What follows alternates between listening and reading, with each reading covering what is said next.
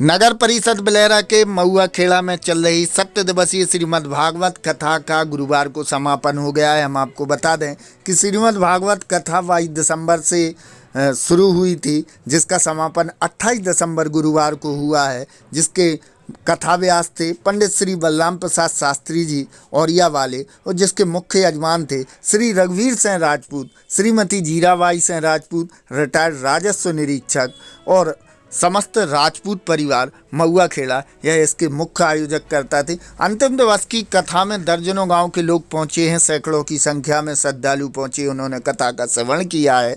हम आपको बता दें कि अंतिम दिवस की कथा में कथा व्यास पंडित श्री बलराम प्रसाद शास्त्री जी औरिया वालों ने श्रीमद् भागवत कथा का सार बताया है। लोगों ने उसको सुना है और अपने मन में सहेजा है और उस पर अमल करने की जो है संकल्प दिलाया है कथा व्यास ने। क्षेत्र की तमाम खबरों को जानने के लिए देखते रहिए शौर्य न्यूज, आपकी आवाज। साथ में हो चुका है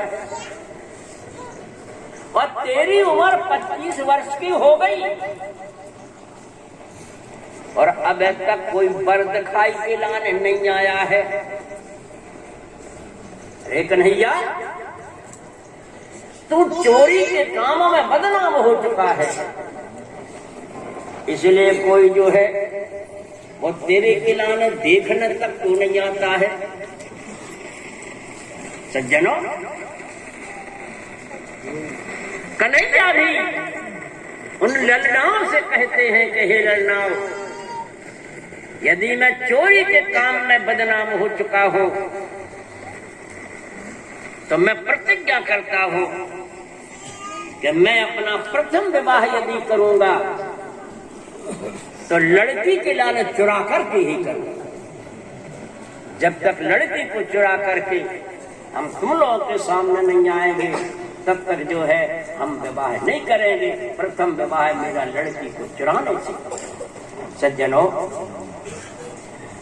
इस तरह द्वारका की ललनाओं में 5 लड़के थे और 5 लड़कों के बाद में एक लड़की थी जिसका नाम रखा एक भीष्मक महाराज विदर्भ देश के राजा है। रुक्माग्रजो रुक्मरथो रुक्म बाहो रमंतरः रुक्मकेशो रुक्माली रुक्मण्यामेषा स्वसा सती।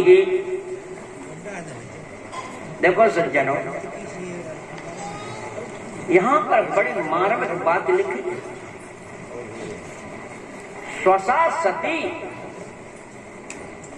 अर्थात जो है रुक्मणी के लाने सती शब्द का प्रयोग पहले से कर दिया, विवाह के पहले से। हे राजा परीक्षित, जो विदर्भ देश के राजा भीष्मक हैं, उनके जो है 5 लड़के हैं, 5 पुत्र हैं। बड़े लड़के का नाम है रुक्मी, उनसे मंझले का नाम है रुक्मरथ, सजले का नाम है रुक्मबाहु और छोटे का माने चौथे नंबर के लड़के का नाम है रुक्मकेशी और सबसे छोटे का नाम है रुक्ममाली। इस तरह जो है, और सबसे छोटी है रुक्मणी। सज्जनों, इस तरह जो है धीरे धीरे देखो, जिस परिवार में, जिस गृहस्थ के घर में कन्या का जन्म सुनती है माता पिता कि लड़की हुई है, लड़की का शब्द सुनते ही साथ पिताजी चिंता में डूब जाते। जो सुना कि तुम्हारे घर में लड़की का जन्म हुआ है कि पिताजी सुनते ही साथ चिंता में डूब जाते। सज्जनों, किस बात की चिंता? पिता सोचता, जब ये मेरी पुत्री सयानी हो जाएगी, बड़ी हो जाएगी, तो इसके लाने कैसा वर मिलेगा, कैसा घर मिलेगा। अनुकूल मिलेगा कि नहीं मिलेगा। हमारे वेद व्यास भगवान लिख रहे हैं, जाता ही कन्या अरे महतेत चिंता कसमय प्रदेयेति महान वितर्कः दत्ता सुखम या सतीवान बेटी कन्या प्रतित्वम खलिनाम कष्टमो। अर्थात कन्या का जो जन्म सुना कि सीता जो है वो चिंता में डूब जाता है।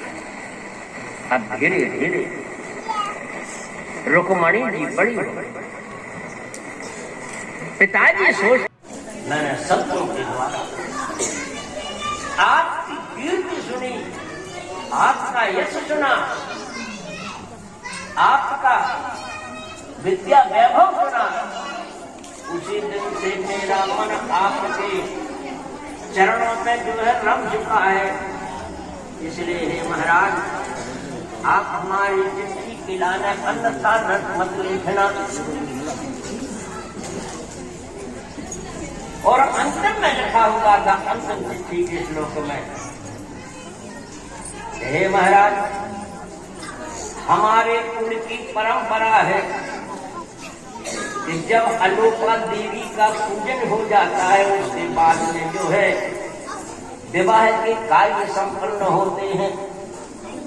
तो महाराज, हमारे कुल में अलोपा देवी का पूजन होता है। वही एक ऐसा मौका है कि जिस मौका के प्रभाव से आपको हम प्राप्त हो सकते हैं। आदि आदि बातें उसमें लिख के तैयार की। कर्पूर गौरम परमावतारम संसारितारम भुजगेन्द्रहारम सदा वसंतम हृदयारविंदे भवम भवानी सहितं नमामि।